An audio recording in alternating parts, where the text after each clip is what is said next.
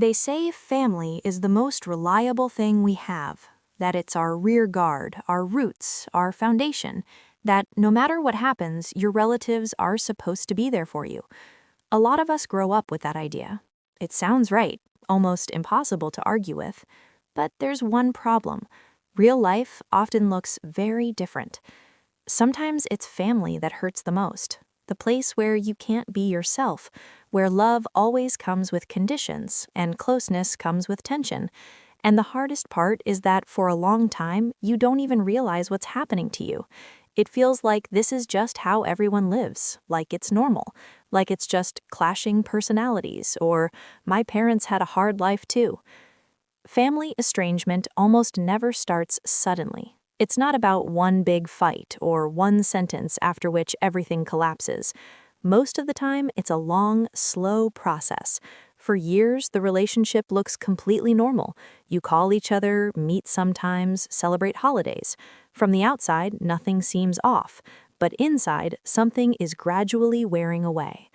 It happens because of small things, comments that sting every time, but not enough to cause a scene. The constant feeling that you're not really being heard, or that you're heard but somehow sideways. Boundaries that technically exist but are never respected. Expectations that you'll be easy, calm, grateful, and not too complicated. At first, you try to ignore it, then you start adjusting. Then you notice that before every conversation, tension builds inside you. You plan in advance what you can say and what's better left unsaid.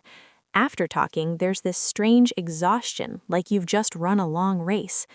Over time, you start to feel like you're always shrinking around the people closest to you, like you can't relax, like part of you just doesn't fit there.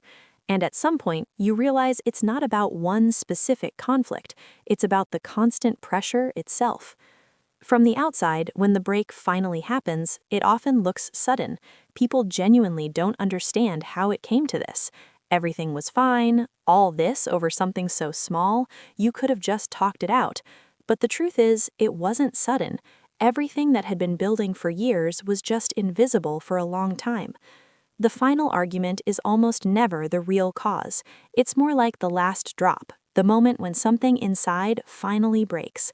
And if you look only at that moment, the reaction seems disproportionate. But if you look at the whole story, it becomes clear. The person held on for too long. In many families, things are complicated by unspoken roles everyone is assigned. One person is the successful one, the source of pride. Another is the problem, the convenient place to dump tension. Someone learns early on to be quiet and invisible just to avoid attention, and someone else grows up too fast, taking responsibility, mediating, supporting, smoothing things over. These roles are rarely discussed, but they're enforced very rigidly. And when someone, as an adult, tries to step outside of them, resistance begins. They're accused, guilt-tripped, reminded of family and blood. Because when one person changes, the familiar order is disrupted. Sometimes distance isn't about leaving your family. It's about trying to stop being a function, to stop playing a role that stopped being bearable a long time ago. There's one more thing people rarely talk about directly, a sense of emptiness, when nothing terrible seemed to happen, but nothing important happened either. There was no support when you needed it, no real interest in how you felt, no sense that you were truly seen. People who grow up in that kind of environment often seem strong and independent. They learn early to rely only on themselves, but inside there's a constant feeling of lack.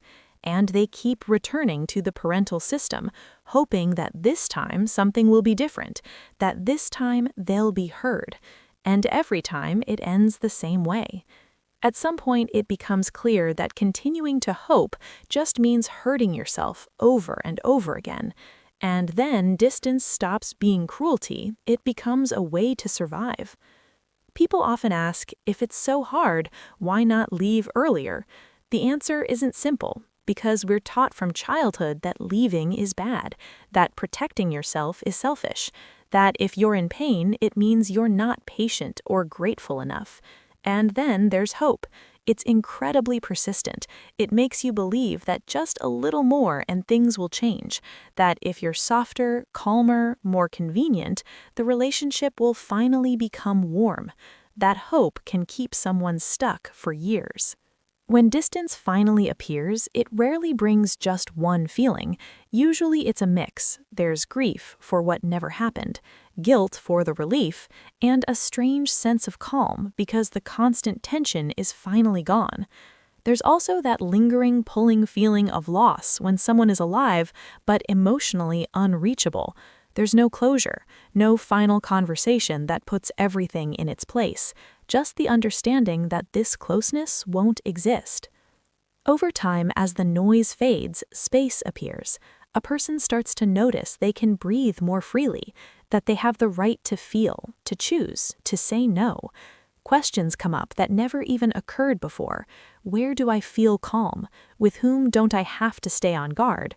What does closeness actually mean to me? Many people who choose distance don't do it out of anger, they just don't want to live in a state of constant inner conflict anymore.